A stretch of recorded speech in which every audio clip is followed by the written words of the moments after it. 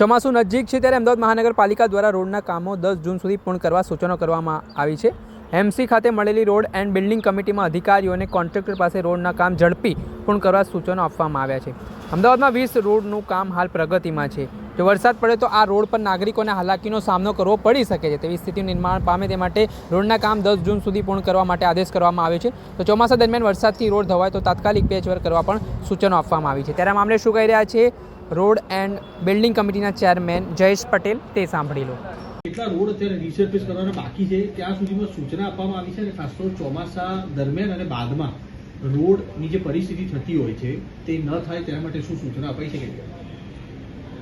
ચોમાસા પહેલા લગભગ 18 થી 20 રોડ 7 ઝોનના અત્યારે બનાવવાના બાકી, લગભગ 10 તારીખ સુધીની સૂચના સંપૂર્ણ સૂચના 10 તારીખ સુધીમાં સંપૂર્ણ રોડ પૂર્ણ થઈ જશે અને ચોમાસાની તૈયારીના ભાગરૂપે 45,000 મેટ્રિક ટન કપચી આપણે એએમસીના પ્લાન્ટમાં આપણે સ્ટોક કરીને એ બી આપણે રિવ્યુ લઈ લીધું। ખાસ કરીને ચોમાસામાં જો પહેલો વરસાદ પડે રોડ ધોવાતા હોય છે તો ત્યારબાદ નાગરિકોને કોઈ હાલાકી ના પડે એ બાબતે કોઈ આયોજન કે શું કામગીરી? એ રોડ ધોવાતા હોય યુટિલિટી બદલવાના કારણે એ બી આજે કમિટીમાં ચર્ચા થઈ ગઈ છે કે જે બી યુટિલિટીના કામ થયા હોય ત્યાં હેવી પેચવર્ક કરીને રીસર્ફેસ પૂર્ણ કરવા તાકીદ કર્યા છે।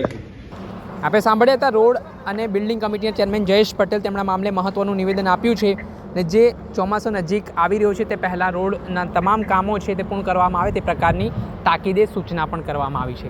દર્શક મિત્રો, એન કવરેજ ન્યૂઝને આપ લાઇક કરી લો, સબસ્ક્રાઇબ કરી લો અને શેર કરવાનું ભૂલતા નહીં।